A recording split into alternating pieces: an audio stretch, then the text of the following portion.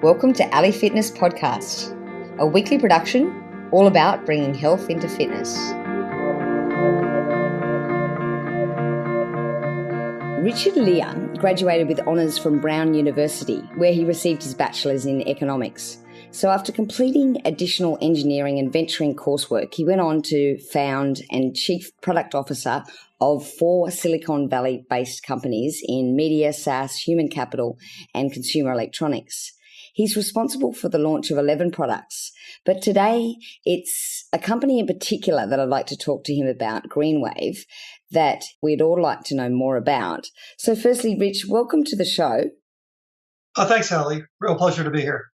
Excellent. So what I'd like to talk to you about first, you've written 2 papers, one of which the root cause of dramatic rise of chronic disease. I think maybe we should start there. Tell us about the papers you've written. I looked at chronic disease in America and, I've been looking at this problem for about 10, 12 years. And, we've really seen a dramatic change in the kinds of diseases that are around us. They seem to be germless. They seem to be autoimmune in nature, many neurological diseases. People are suffering from sleep disturbances. 130 million Americans suffer from sleep issues, sleep apnea being a big one. Autism and Alzheimer's have skyrocketed almost out of nowhere. Both diabetes have grown dramatically. While we usually think about disease, we think about the big ones, the cancer, we think about heart disease, cardiovascular disease as the real threats. It turns out that 40 fast-growing diseases in the U.S. are much more of a threat right now than in terms of growth than most cancers and heart disease. What I mean by that is both of these are big diseases with lots of problems. But if you look at the growth of cancers, there's only 3 cancers that are growing at all, really, in the U.S. 3 of those were covered in my paper. Melanoma is still growing pretty dramatically. Squamous cancer is, and so is leukemia. But outside of those, there's really no growth in the cancer, according to U.S. statistics. When you look at heart disease, same thing, cardiovascular disease. It was growing dramatically in the 70s, 80s, and 90s, and then it's pretty much shut down. There's no real dramatic growth.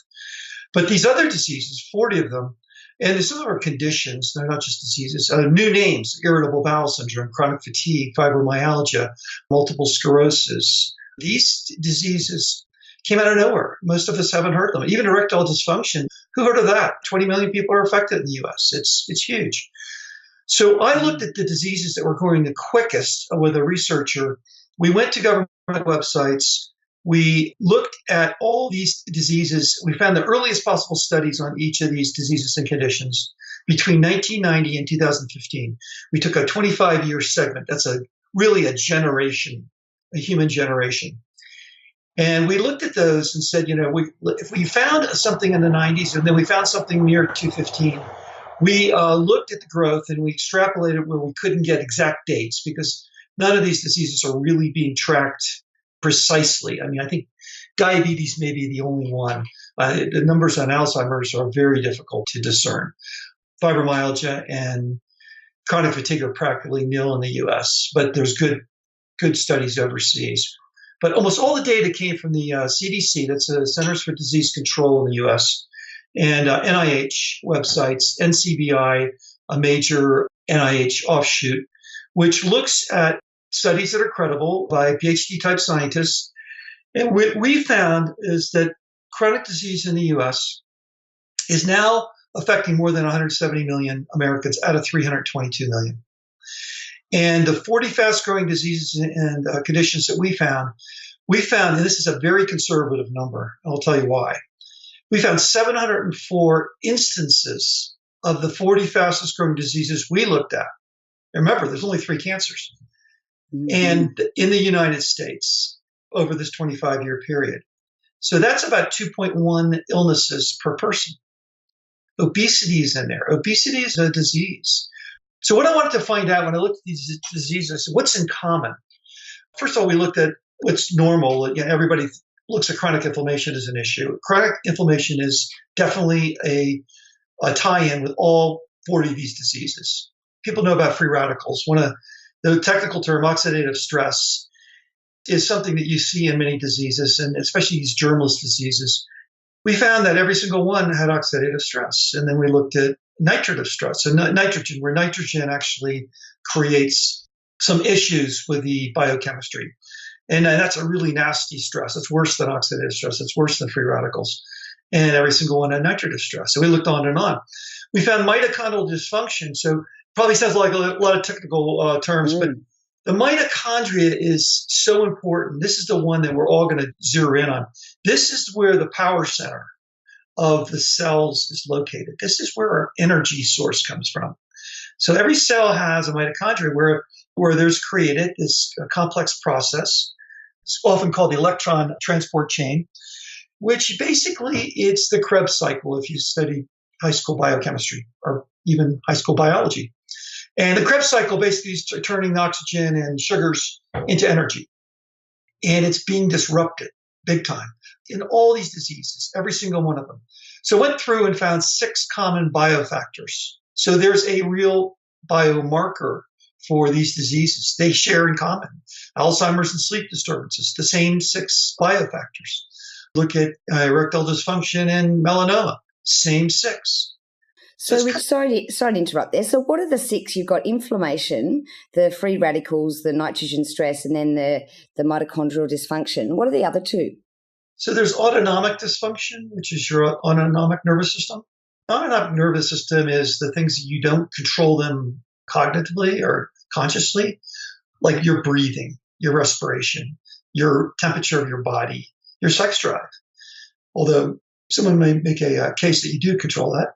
But all these things happen without your actual conscious attention, and it's affected heavily. So endothelial dysfunction too. This is tissue that might line your gut. So irritable bowel syndrome, you can wonder where that came, or leaky gut. Both of those we noticed were growing extremely fast. And this is where the tissue in your stomach, the lining of your stomach, breaks down. There's a couple more that we could probably throw in there, but I don't want to confuse the listener. What was really brilliant, though, was around all these, we found a single molecule that was responsible for all 6 biofactors and all 40 diseases. And we call it the root cause of chronic disease. Now, this is called peroxynitrite. I'm going to call it P factor for now to simplify things. So first we'll talk about the chemical itself or the molecule itself. Peroxynitrite is formed in the body. It's formed by nitric oxide, which is NO. When it combines with superoxide, which is O2, sort of oxygen with a negative quality to it, so it's a free radical.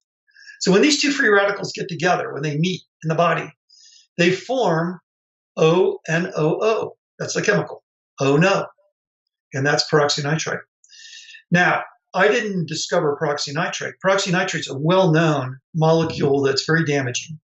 It was well explored by a team at NIH, National Institutes of Health, back in 2007. Beautiful paper about nitric oxide and peroxynitrite and health and disease. Great paper. Look it up. It's on the internet. 1,500 studies, 180 pages, brilliant authors on it. Pal Patcher was the lead author from the NIH. I spoke with him and I said, look, peroxynitrite is a nasty molecule and it is really responsible for all of this disease going on. Do you agree? And he said, absolutely. I said, now, if I said that peroxynitrite was the root cause of chronic disease in a paper, would that be hyperbole? And he said, absolutely not. So here's a scientist that's saying peroxynitrite is the root cause of all these chronic diseases. My question is, why don't we know? Here we are, 2017, that's 10 years later. This paper was published at the end of 2007, or maybe the beginning. It's been out there for a decade. And there are now 14,000 studies on peroxynitrite. How do we get peroxynitrite? How does it get formed? This is the way it happens internally. Peroxynitrite is in the body. It gets formed by these chemicals coming together. The biochemical reaction then goes on and disrupts about 126 that I've noticed. In my paper, I've listed 97. Say 97 biochemical reactions in your body that are important to life. And it's terrible because some of the reactions are vicious. For instance, peroxynitrite destroys the precursors to both serotonin and dopamine. Think about that.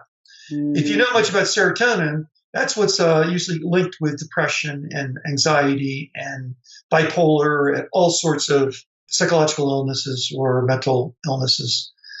But it's a chemical that's at fault. When you're low on levels of serotonin, you're going to feel blue. You're going to have a hard time. The glass is half full.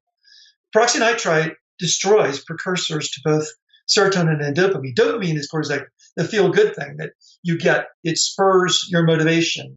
It creates a feeling of quality of life and joy to be. It's a wonderful neurotransmitter. If you're without serotonin and dopamine, how do you feel? Feel awful. You can't experience life to its fullest. You are irritable. You're anxious. You're snappy. You probably start to get a little short with your conversations. It's a hard time. Your executive function doesn't work as well, which really controls the way you think about the world, the way you can think across complex topics, complex situations. These are just two of the 99 or 97 biochemical reactions that we found that are devastating. And they lead to disease. And they lead to neurological disease, or they show themselves in neurological disease, even sleep. When you think about this, you've got 40 fast-growing diseases, 704 million instances of these diseases, 170 million people affected in the United States, just the U.S., and a population of 322 million. What's the economic cost? Well, when we look back, we looked at economic cost and said, let's try to find out, what's the lost productivity, lost work for all these things. Let's find out how much research money is spent on these diseases. Let's find out what people are spending on medical intervention, prescription drugs, and just the medical costs themselves. When you add them all up, this is a very low number. It's around 2.5 trillion, and this is annually. So the U.S. has a big healthcare problem, but bigger than the healthcare problem, they have a health problem. I think the U.S. is the sickest country in the world. And I think it's not really recognized that way. I think people in the U.S. think they live in a pretty healthy country. They probably think that because modern medicine, the technology around modern medicine and some of the prescription interventions is quite advanced. But the people themselves, at least 170 million of them, aren't feeling well. They're dealing with it. These are chronic diseases. You can live with a lot of them. Some of them are lethal. Some of them you do die. But others are, you've got to take insulin for diabetes, obesity is dealt with many different ways. These are big, big problems. And so what I wanted to understand is peroxynitrite. What is it that triggers peroxynitrite? We know internal to the body, it's the little PP factor, so to speak, is the negative molecule internally that's creating all this chaos. And that's really what it is. All these diseases are just chaos, multiple symptoms, but multiple biochemical reactions that aren't working well. So we're kind of a clogged up engine, right? We're not really running well. It's like somebody put sand in our gas tank. We're not running well. We're running, but not well. So how do we avoid this P factor? So this is the question. How does it get made? So far, there's three theories out there. So first of all, we don't have germs here. Peroxynitrite's not involved with germs. Not directly anyway. If you look at what's happening with chronic disease that's germless, it's either diet, behavior, or environment. So we look into those areas and see what can be causing it. The three main areas, though, that can be causing is one, there's a pretty significant chemical that's put into the wheat supply in the U.S. It's called glyphosate. It's part of Roundup, which is used for 90% of the wheat, 95% of the wheat in the process of production of wheat, not to kill insects or as an herbicide or, to protect the wheat, but it's actually to accelerate the harvest at the end of the harvest. And the wheat has been fashioned in such a way so that it doesn't mind having Roundup, which is a product, on the wheat. So we think the glyphosate's a problem. It definitely has a lot to do with the aromatic amino acids like tyrosine and tryptophan. These are the precursors to the serotonin that we need. That could be one of the areas. And that's been going on for probably around 20, 30 years. So it's a possibility. Hal Patcher said he thinks it's the high fructose diets. He's pretty convinced that high fructose is an issue and causes peroxynitrite production. And that's a sort of a scientific view. But the one that's really impressive is Martin Pall, a PhD scientist here in the U.S., Washington State University, I think. He found out that electrical fields and in particular microwaves coming from wireless devices like cell phones and Wi-Fi and others, actually create a field that disrupts ion channels in the body because of voltage-gated ion channels. These little ion channels are responsible for calcium efflux from the cells. And that in itself is a trigger for nitric oxide and peroxynitrite. And so apparently our exposures to these wonderful devices we're all using, to all this technology that's surrounding us, we are getting high levels of intracellular calcium, which is causing nitric oxide and peroxynitrite to be formed in increasing levels, way beyond what should happen. These high levels are then, in turn, creating internal chaos and chronic disease. And so that's the biggest aha out of this. And it's probably, my guess is, if I'm to look at these three things, my guess is the electrical field situation is probably the most obvious one, and probably the one you could probably control. You certainly can stop eating non-organic wheat. That would be a good thing to do probably in the US right now. But anyway, so you have these problems. And a lot of countries around the world, everybody has electrical fields, but a lot of countries don't have the wheat situation. And it looks like if you compare the health against these nations, their health is better, but it's not dramatically better. In the neurological category, the US is by far the worst in the world. So we believe that electrical fields might have something to do with it. I've read another paper, it's not published, about chronic disease and about so what's behind it. And I go into a little bit more detail. But the big problem here is your electrical environment matters. And it's not something most of us are aware of because we don't understand the electrical sensitivity of human beings. We're electrical creatures, and most of us aren't really aware of how sensitive we are to electrical fields. When you think about it, we've got brain waves, and they operate between, 0 and maybe 30 hertz. That's 30 cycles per second. These brain waves are frequencies, right? And they're electrical in nature. Your heart is run by electrical waves. Every cell in your body has an electrical charge. And most of your cells in your body run around 25 millivolts top.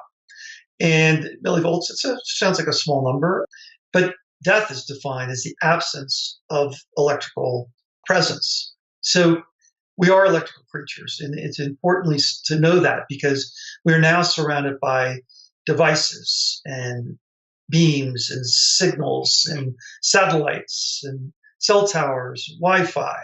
Most people in the US have between 10 and 20 wireless signals in their house. Some more now because all your appliances are coming with new devices. They're talking to smart meters, which are these meters, electrical meters, which are using wireless technologies to communicate. We're surrounded by these electrical fields. And when you think back to Martin Pall, what he found was, he wasn't the first to discover this. His was a meta study, but he cited 25 studies which showed that when your body operates, you've got your internal internet. And part of your internal internet is basically the communications between cells. What the cells are telling your body, like nutrition, how to get rid of waste products, how to communicate, how to convey pain, through your neurological system, through your nerves. But part of the nervous system are kind of wires, kind of what you say, your nerves. But then there's also these ions, and these ions travel around. It's sort of a biochemical reaction, but ions are actually communicating really important information to your body. And they're usually like metals, they're like calcium or potassium. These ions are critical to life. Calcium is probably the most powerful one. The calcium ions move between your cells and outside of your cells. And what Martin Pall and others have found is that when electrical fields are introduced to your body, let's say you put a cell phone to your head, or you're sitting next to a Wi-Fi router, these ions are changed. Their flow is changed. The way they usually operate is they flow through channels. Imagine they're floating along a wire. And the wire is gated by a electrical charge. They call voltage-gated channels. When it's negative, the calcium goes through. When it's positive, the calcium stops. So the gate is almost like a switch or almost a faucet. And when the faucet turns back on and off, calcium flows either into the cells or out of the cells. So what's so important about that? Well, when calcium is flowing the wrong way and there's too much of it, you begin to create all this biochemical damage, biochemical lack of homeostasis, this a mess in your body that wasn't existing before because it's not operating correctly. So if you imagine all these electrical fields that we're surrounding ourselves with, all this technology, and you understand that it's triggering these voltage-gated channels, especially the ion channels, especially the calcium ones, then suddenly you realize, oh my gosh, what's happening? And so it's not something that necessarily you see immediate. These are things that start to change your biochemistry very insidiously, very stealthily, without you actually knowing. And suddenly, certain things are happening. Headaches, brain fog, difficulty remembering. This is just a healthy person. Word finding, trying to find that word. What was that word again? We call it aging, but it shouldn't be aging if you're 28 years old, right? It shouldn't be aging that people in their 20s and 30s are having a huge amount of joint pain, really terrible sleep, bad memory, difficulty thinking, cognitive impacts. All these are caused by disruptions of the body that are often caused by peroxynitrite, and peroxynitrite is triggered by these electrical fields. So when you ask about the electrical environment, it matters. What is the electrical environment, and what has it been? Historically, our electrical environment has been very low.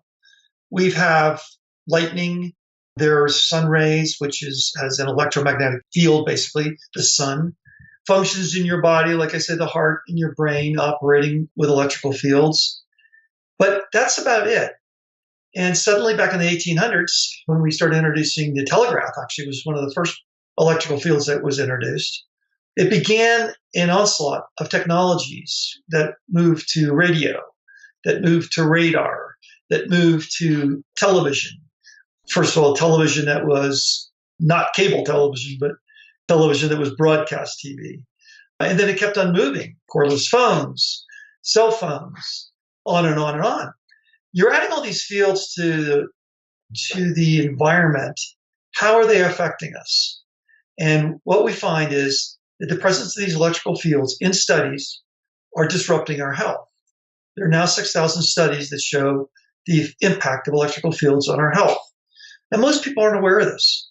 And there's a whole reason why this has not been a popular topic. Mm-hmm. However, if you look at the amount of electrical exposures, and most people can do this in their own life, if you were just to turn off all your electrical appliances at night and move all the cords away from your bed, turn off your cell phone, your cordless phone, your Wi-Fi, unplug your microwave. I know it's a lot of stuff, but try to reduce the electrical field in your room. Sleep that way for 2 weeks and see how you feel. Because, like I say, about 40% of the population have sleep issues. Why? It's not surprising when you think that these electrical fields, which are propagating radio waves or microwaves or some sort of electrical signal, can disturb your phases of sleep. Because each phase of sleep, you operate in a different bandwidth of waves. So, for instance, right now, we're sort of in the beta range. We're probably operating between 11 and 16 hertz. And so that particular range is the wakefulness. It's the alertness. When we go to sleep, we drop down below 8 hertz. And then we go through stages of sleep, which goes all the way down to 1 or 2. And so what is important is that we don't always know exactly how these electrical fields are affecting our body, but we can see through studies and through experience, when you are exposed to these electrical fields, your body chemistry changes, symptoms begin to take place, illnesses start to set in, and we've really seen this dramatic rise of chronic disease at exactly the same time that these electrical fields grew exponentially. And let me just say, if you just take one device, cell phones, which were just 16 million installed around 1990, and now are over 300 million this is the U.S. numbers, over 300 million in the U.S. That's a growth of 6,000%.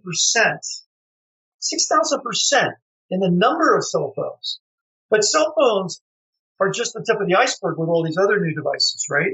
Everything from computers to laptops to iPads, iPods, and every single GPS, every car is equipped with GPS, on and on and on. Let me give you some of the growth rates that, when you look at the electrical environment and then you think about what's happened since 1990. Alzheimer's grown by 300%. Autism has grown by 2,000%. Bipolar disorder in children who are very susceptible to these fields has grown 10,000%.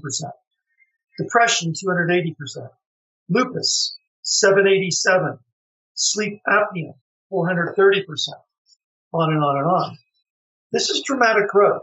Why? And so when you look at Martin Paul's science and when you look at the science on electromagnetic fields, you see that the plausible answer is our electrical environment, and it matters. So what can we do about it? There's lots of things you can do about it. You can protect yourself. You can reduce your exposures by reducing your usage. Now, I hear people all the time talking on cell phones, just, for 30 minutes, 45 minutes at the airport, on and on and on about the party, right? About something that was, probably important to them, but it's not critical. If that person really understood the impact it could be having on their biochemistry, that conversation instead of 35 minutes would be a minute and a half. They would talk to them directly next time they see them. So you can reduce your usage. But my favorite way is, I'm not telling people what to do, but my favorite way is turn off everything at night. It's a third of your life. Most of us sleep 8 hours or more. When you sleep 8 hours, that's a third of your life. You can give yourself a chance to recover during that time by really removing these fields. You can put your phone on airplane. You can turn your computers off, or at least turn your Wi-Fi device on there off. There's so many things you can do. Your cordless phone, move it away from the bed. Get a landline if you can. I think your electrical environment is the first step. So, Rich, you've mentioned that we can avoid this by turning things off at night. But what I'd love to know is there any way of measuring just to know for sure, apart from feeling great after 2 weeks? Is there any way of measuring the field so that we can actually see that there is actually a decline in this dirty electricity? Right. There's many kinds of electromagnetic fields. There's magnetic fields. There are what we call the wireless fields, which are either microwaves or radio frequencies. And then there's dirty electricity. And dirty electricity is something that we address at GreenWave. Dirty electricity is something that can be controlled. And what it is basically is you have a home that has electrical circuits and electrical wires all through the walls. And these circuits carry a 60 hertz wave in the US or 50 hertz in Australia or elsewhere in the world. And that particular wave is important to power everything, right? It's our electrical power. It's the only wave that really is needed to power these devices. But when you plug in devices or you have things like compact fluorescent lights or wall switches, anytime you see a little box on the end of a computer, that's an AC adapter, all these technologies that we plug in create chaos in the electrical environment of our home. It basically creates new waves, and they're not smooth waves. They're choppy, kind of spiky waves that ride along the electrical circuits and then get spewed into the environment. And actually, as humans, we're exposed to this electrical behavior. And it comes across not as a smooth sine wave, like the nice round corners sine wave, but spiky and sharp, jolts of electrical charge. They call them transients, voltage transients sometimes. But all this electrical energy that's coming into the house that's really being caused by what we plugged in can be controlled. And there are filters. You can put filters into your circuit. You can buy these plug-in filters. GreenWave carries them. And you can plug it into the wall, and you can not only reduce it, but you can eliminate it to a great extent. And so how do you measure that? We have a device, a meter. It's often called EMI. So we call it power line EMI, dirty electricity. It's really the same thing. EMI is electromagnetic interference. Imagine when you have a radio station, AM or FM radio station, and you hear that static when you're between stations, that kind of noise. And that particular noise, in fact, I've got a meter here, and I can plug it in and try to give you a sense of what it might sound like. This will be dirty electricity. Can you hear that? Yes, yeah. All right. I've got a filter in my hand, and I'm going to plug it in. So that basically eliminates that electrical noise. And we're able to show the removal of that energy, which is not used for your electricity. In fact, it actually makes your electrical environment less efficient for devices. And we remove it. And what we found is that others who have studied this is that by plugging these filters in, people often feel better. And so we typically notice that the immediate reaction to most people is, hey, the environment's calmer. Some people, they have joint pain, will go away. Sometimes people sleep better. We can measure blood sugar in diabetics that have put these filters in.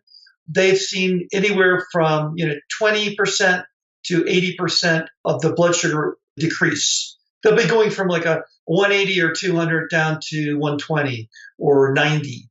And so we can see that's a measurable result. You can actually see the blood sugar change.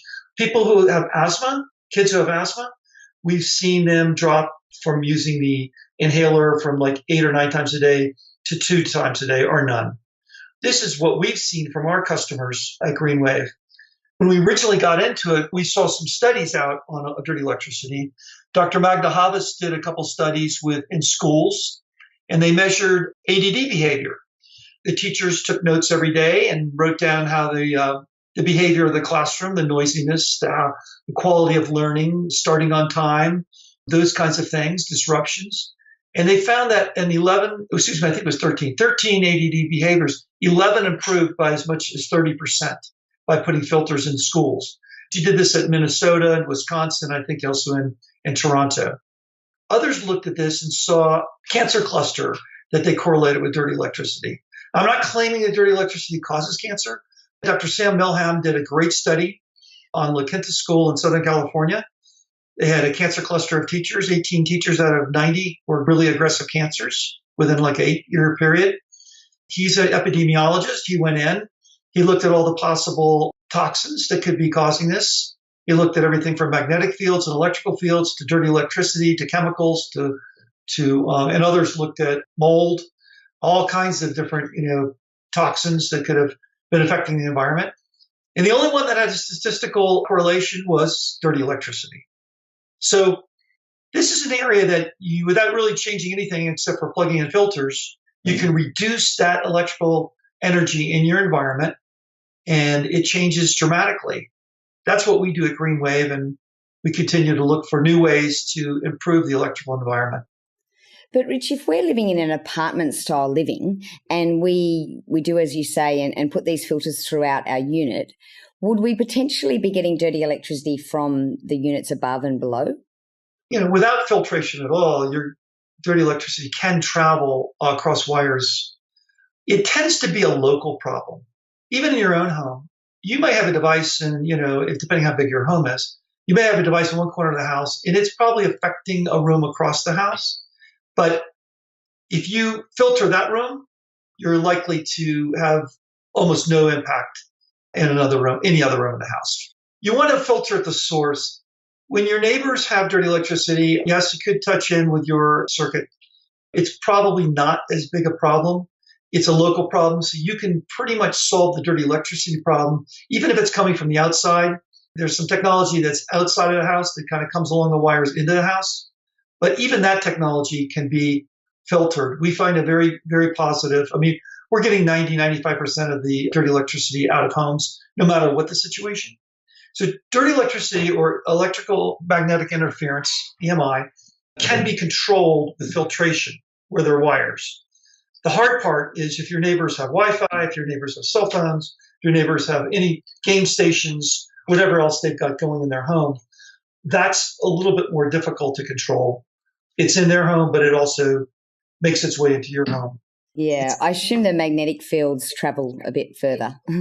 Well, yeah, the electrical fields, especially the high frequency fields, travel quite a distance. Magnetic fields are another problem. Some people believe magnetic fields are an issue. Others think that it's not the magnetic field, it's the actual electrical field that's associated with it. So that's a question, but most magnetic fields don't extend more than, 8 to 12 feet into the environment. and usually you can control them pretty well. But the airborne microwaves and radio frequencies from the devices, these are the signals. Like, for instance, a cell phone, I'm told that a cell phone can transmit 25 miles. So imagine that's right out of the stratosphere.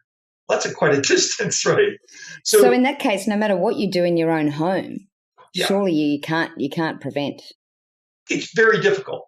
The good news is that when you transmit these fields, they usually decrease at the square of the distance.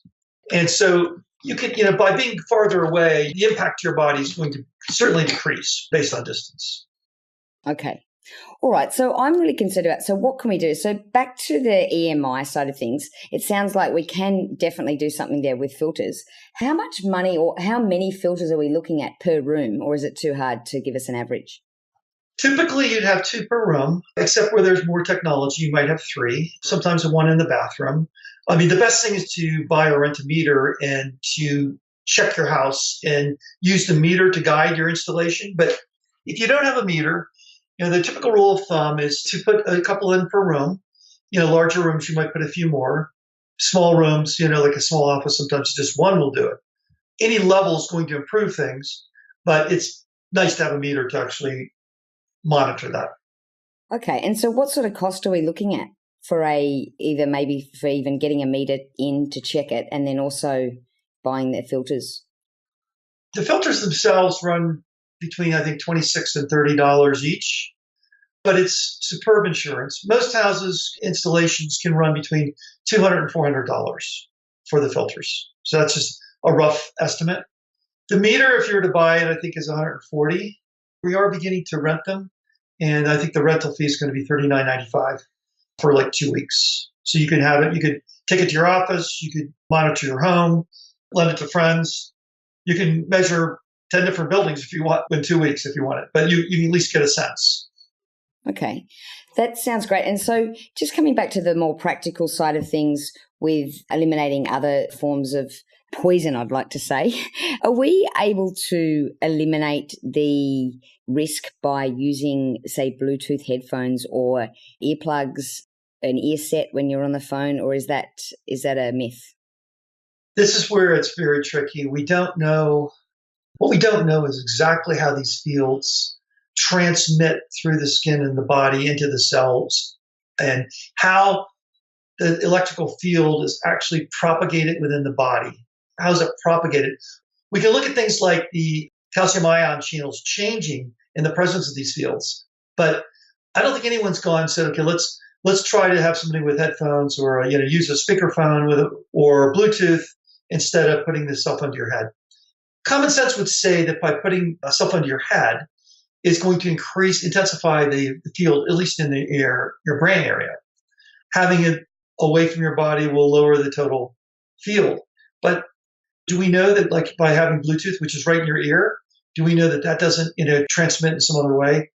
We just don't know. I mean, I don't know if anyone really has done those kinds of studies. I mean, I would recommend, if people are using cell phones, to use them less, to keep them on airplane as much as you can.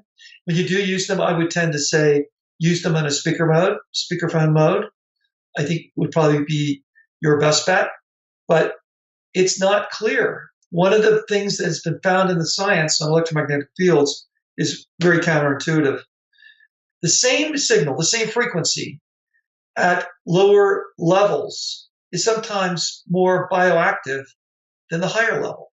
They call it something like attenuation windows, but they're windows of power. So it could be the more powerful field is less bioactive than the less powerful field, even at the same frequency. They've also seen frequencies where certain frequencies cause more problems. It's almost mathematical on how they've done that. But certain frequencies affect different parts of your body. But with lower electrical fields, I think they did a study on calcium, how calcium efflux can happen, calcium leaving the cell at something like 45 hertz. It was pretty bad. At 60 hertz, it wasn't too bad. At 75 hertz, it was really bad again. And then I think they went to 90, and 90 wasn't so bad. And then again, something like 115, it clicked in again. So your body is signaling. There's a lot of signals going on in your body. And so the frequency may affect how things are being signaled, how things are being processed, how biochemical reactions are happening. And the same thing with the intensity of the signal. These intensity windows show up. So it's a long answer, but I would tend to not put things on your body. I know that that's, counter to a lot of the people that are doing wearables today, but Bluetooth in your ear, I would caution against. If you have a headset, I'd probably try to get a corded one. I think it would be a little bit better, but none of this is a guarantee. We're in uncharted waters. I think that's the scary thing, Rich. And I think what tends to sort of happen is that people don't want to know about it, right? Because if we know about it, we've really got to change our lifestyle. It will. Here's the thing that I believe, where people are suddenly having symptoms. And remember, in the US, I'm not sure where we are in the rest of the world, but in the US, most people in the US are facing some of these symptoms or these diseases. I mean, more than half. So if you're one of those people that is facing MS, or you have diabetes, or your child has autism, or you have sleep disturbances, 130 million Americans have sleep disturbances. Something like 100 million Americans are obese. But if you just look at those things, like sleep disturbances, everyone just deals with it, right? They either take medicine or they do what they can. But the people with sleep and obesity, because there's so many, if they're skeptics, why not try the 4 or 5 things you can do? Put filters in your house. I mean, it's not very expensive for the cost of those diseases and losing bad sleep. I mean, if I said it's going to cost $300 to get better sleep for the next year, that'd be pretty good. Obesity, if you could lose 10, 15 pounds, and we've had a number of people lose weight when they did put filters in, and a couple gained weight, but the two that gained weight were underweight. So they got more to their normal weight. So we don't know if it's a normalizing factor. Now, don't buy these filters to try to lose weight. But here's the bottom line for people, with weight problem. And everybody's thinking about weight and calories. I mean, very few people aren't in the US. What's happening is the peroxynitrite is disrupting the mitochondria. That's your energy center we talked about. And the energy center, we're not getting enough energy in our body. So we begin to crave sugar, which is a quick fix, right? Or we crave carbohydrates, which is also a quick fix. And so we're eating more sugar and carbohydrates than we should because we're feeling low at 3 o'clock in the afternoon, right? And that in itself can be improved by reducing the electrical impacts. So the filters are a good start, but I would say use technology less, get a landline when you can, use Ethernet solutions instead of Wi-Fi. I mean, a lot of people don't want to do that, but 90% of the people who use Wi-Fi are using it at the same desk or the same chair or the same location in their house almost every day. I mean, there are people that carry a laptop around or an iPad or an iPhone and they're mobile, and I get that. And when you're out in the field, if you want to be connected, you probably need to use a Wi-Fi solution. But in your house, you really don't need Wi-Fi in your house. Most of the time, and sometimes it's convenient, but if you can get an Ethernet, you can get a router with wires, and you can put the wires along the floor or put them in the walls if you want to do a better job. You can run all your computers in your house the way we used to on wires. It's much more secure. It's much faster response. It's safer, and you can just turn all the extra signals off in your house. Get a landline. Talk on a speakerphone. You don't want the phone necessarily up to your head all the time. No matter what phone, whether it's a landline, whether it's a cordless phone, or whether it's a mobile phone, all of them carry electrical charges, and they're affecting your brain chemistry, your body chemistry. So why would you do this? If your total health and everything's great and you're feeling super great, well, I will tell you this. The people that are most affected are children and elderly, over 50 and under 18 are the most affected, and women. Those are big groups. It's kind of unfair because men, typically 18 to 50, typically don't have as much of these kinds of illnesses. When they hit 50, they start falling apart. But women, a lot of the diseases, a lot of the autoimmune diseases, neurological conditions affect women faster than men. And it's probably because of estrogen cycle and things like that that are very specific to women.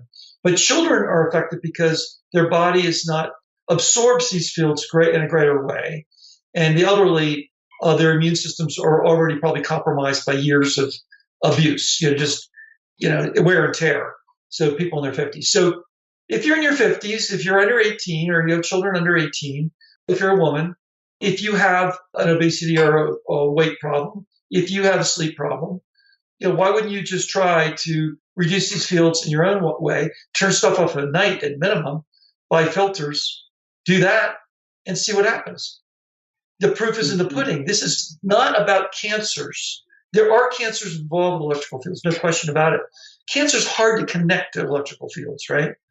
But sleep is very easy to connect because if you suddenly reduce all the fields, that you're in and your sleep is better, that might be a good signal that, these electrical fields aren't helping you sleep well, right? Absolutely. And I love those they're very practical and they're very doable. And I especially think with that growing number that you mentioned, just of mobile phones alone, it's just going to get worse, isn't it? So we have to do something. Yeah. What astounds me, though, is just the many people out there who just really, I guess, just don't want to know. Yeah, and I can imagine that. I can see how that, especially if you're in pretty good health, why introduce one more stressful thing into your life, Exactly. We're booked now. We hardly have time to do anything. That's a whole nother set of questions around, the connectedness that we now have because now we have very little privacy. Now we have less downtime than before. But that's a separate item. But I understand why people don't want to know. The thing that I would say is if you can change your life by minimizing these fields or at least reducing them, and you don't have to be drastic, and you can improve your life, and that happens enough times, there are solutions to this. And the solutions are sitting there in Silicon Valley.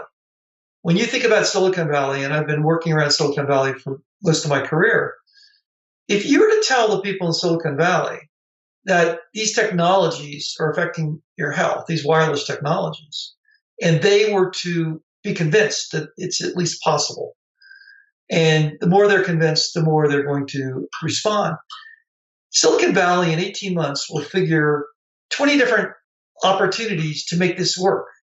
There's so many things you could do from a technology standpoint to get the connectivity that you want without having the same wireless signal out there that you've got. And so you're absolutely right, Richard. An example of that is the Orca ring, the sleep wearable. I know there's been a lot of clients saying, make it so that we don't have to be connected to Wi-Fi. And so now there is an airplane mode option. So that sort of behavior, that sort of request has led to that change. Yep. And so we have the entrepreneurs in Silicon Valley and around the world that can make a difference, that can make the changes. We've taken an easy route. It's easier to be wireless than to be wired, and it's more convenient. The question is, are we willing to trade convenience for health? At what point are we willing to step back and go, health, what is the point of life? If you're not healthy, how can you be happy? And so you have to think about, what is the point? Is the point productivity, connectivity, availability, convenience, or is it feeling good and feeling happy and having your health? Absolutely. And look, Rich, I'm conscious of your time. Is there anything you'd like to leave our listeners? Yeah, I think that we should really, if you're skeptical out there about this item, I get it. I understand why one would be. It's invisible. It's not apparent. It's not like getting stung by a bee. You go, there's the bee, there's the stinger, ouch. It's not immediate. The cause and effect is very murky, but the evidence is overwhelming. And this is what you should think about. But think about the children. Think about your children. Think about your brothers and sisters. Think about the kids out there that are in schools, the kids out there that are growing up. They're the ones we need to protect. They are not able to say to us, what they want. We have to protect them. So protect our children. Let's get the Wi-Fi out of schools and get back to a wired solution. The iPad in every hand in a school, it's not making kids learn any better. In fact, There are many studies that show it's actually decreasing their learning ability because it's not tactile. But let's go back to our schools and let's not throw all this technology at our children before they understand. If we want to use the technology, we feel like we need it at work, great. But let's be careful with our children about this big experiment because it really is an experiment. That's great advice. Thank you, Rich. And just before I let you go, just a bit of a question that I ask all my guests is, do you have a tattoo? I don't. Any reason why? I haven't found a reason to have a tattoo, but I'm open-minded. Okay, excellent. Well, we'll come up with an idea for you. Look, thank you very much for coming on the show, and it's been really insightful for us. We're going to link to Greenwave, your company, as well as your papers, so people can get in touch and find out more about your filters as well. Excellent. Excellent. Thank you so much. Great talking to you. Best to you, and thanks again.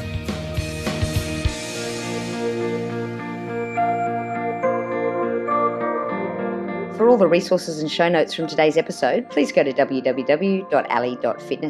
If you liked today's episode, please show your appreciation by going to iTunes, give us a 5-star review and subscribe.